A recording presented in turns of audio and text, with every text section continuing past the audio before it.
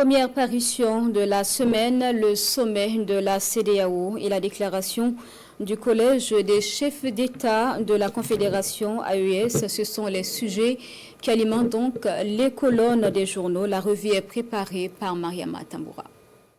Libre circulation des biens et des personnes, l'AES ouvre ses frontières aux ressortissants de la CEDEAO, affiche Citoya. Le journal qui a reçu une copie de la déclaration nous informe que le Collège des chefs d'État a confirmé que l'espace AES demeure une terre d'hospitalité où chaque citoyen africain est libre de circulation. Une déclaration faite au moment où la CEDEAO tient à Abuja une réunion de chefs d'État. AES CEDEAO, causez toujours, nous on est parti, titre l'observateur Palga. Pour l'Obs, ces décisions rendues publiques à la veille de ce double sommet UMOA-CEDEAO d'Abuja ont un air de déjà entendu. En effet, Assimi Goïta, Ibrahim Traoré et Abdourahmane Tchani semblent y dire à Bola Tinubu, Alassane Ouattara, Patrice Talon, etc.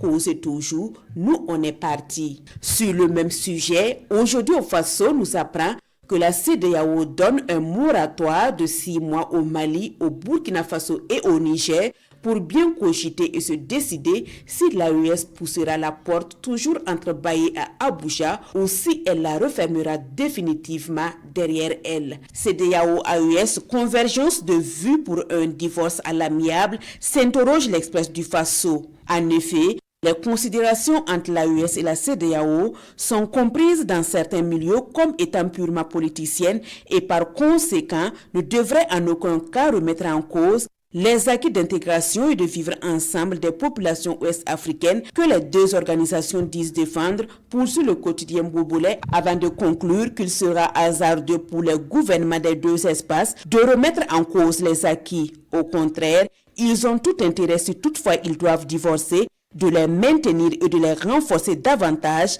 afin d'avoir un espace beaucoup plus fort économiquement et pourquoi pas politiquement.